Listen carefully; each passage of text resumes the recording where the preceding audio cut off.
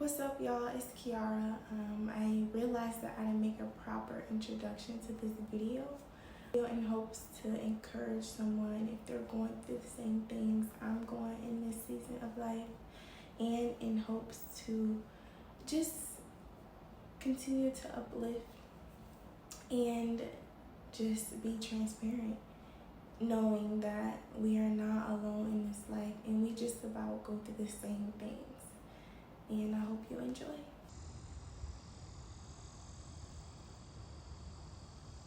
Jones.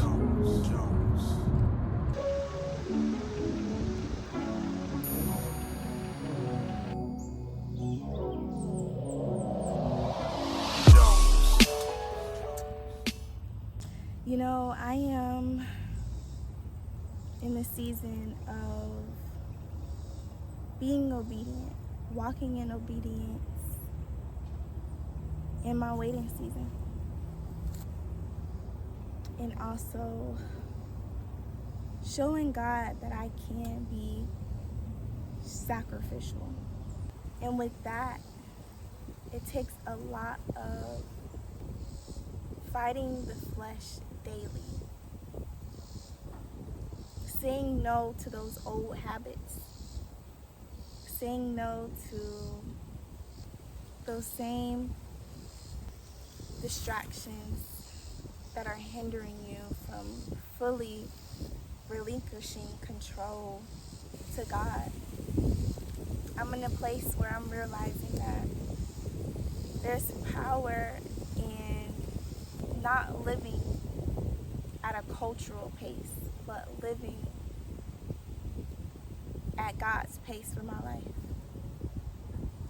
And that might look crazy to some other people because the society is so used to living in a microwave, fast-paced, rat race type motion.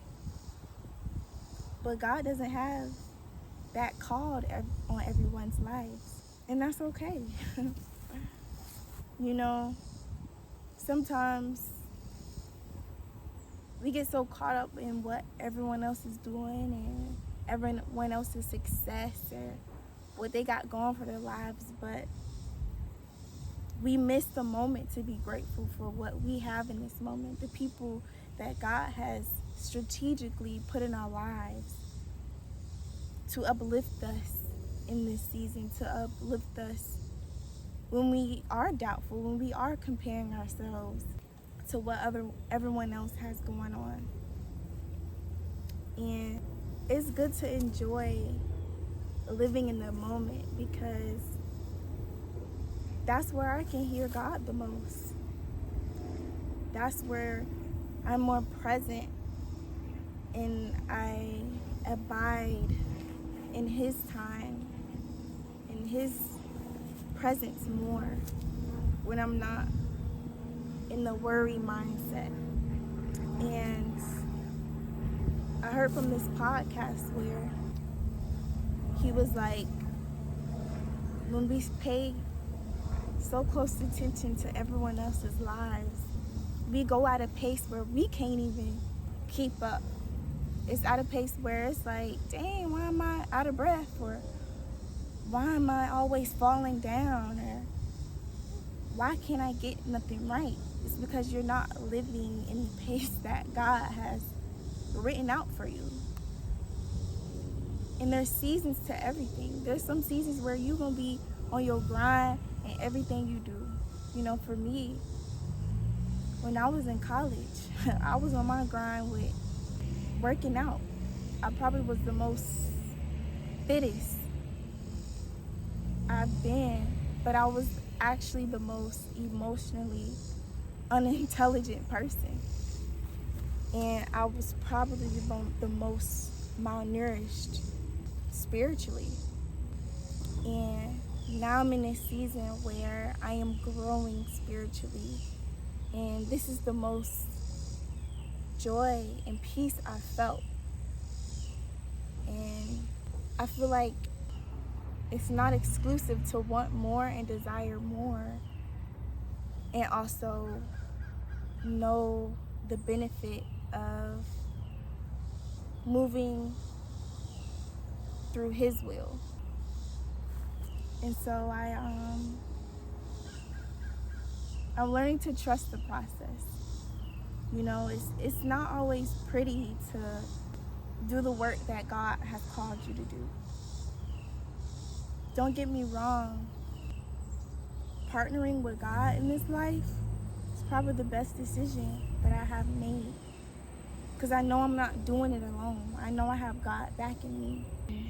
I'm putting into practice what he said in Philippians 4, verses 6. Don't worry about anything and pray about everything. You know, I find myself, instead of when I feel myself worrying or about to worry about something, I'm just like, Holy Spirit, just take the wheel, you know, and it's easier said than done when you're so used to living in a worst case scenario mindset. But you have to train yourself. Again, you got to keep telling yourself, no, I'm not gonna keep living like this. I'm not about to stay in this same mindset of doubt. It's okay to doubt sometimes, but we can't let that doubt overcome pushing past the limits, you know, and we can't let that doubt hold us back where we're the same for 40 years, you know. And I realized that God don't want that for his children. He does not want us to stay in that same mindset, stay in the same atmosphere, stay in the same environment where we're not even growing, you know. And for me personally, I feel like it's very important to show the process of living out the season of prunification. Because prunification has to be one of the most sacrificial and emotionally, and I might be being dramatic, taxing things, because it can feel isolating in a way, because no one will understand the way you do things, because God has made us uniquely different. Some days it can feel like no one will really know what you're going through unless they've been in your shoes, you know. And I feel like it's important in this process to surround yourself with people who only uplift you and can uplift you with his word and continue to keep you grounded, keep you humble and grateful, and also in the mindset that everything is temporary, or the hurt doesn't last forever. And I'm just realizing that trusting the process comes with fully relinquishing your control onto God. Because if not, it's going to be a battle that you would never win. It's going to be an endless battle of things not going your way, or things that you're putting yourself into. You have no business putting yourself into. I see the beauty of partnering with God in this life, you know. And it's okay not to live for other people. Like, it's okay to be yourself.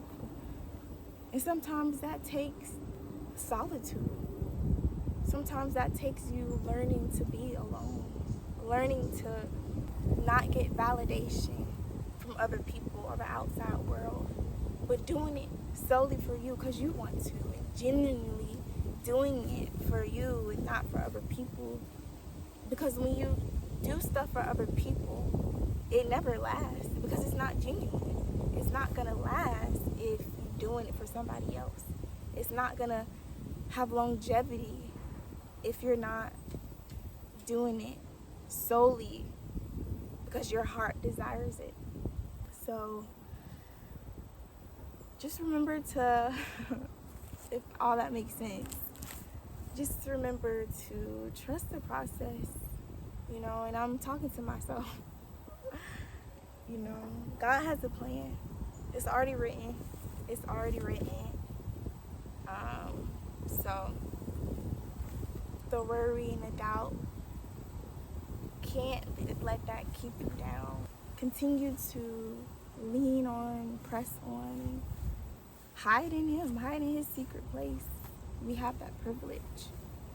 And we have the authority. Remember, we have the authority over the enemy. We have the authority. You know, he don't. You know, and so, or they don't, or whatever is holding you back.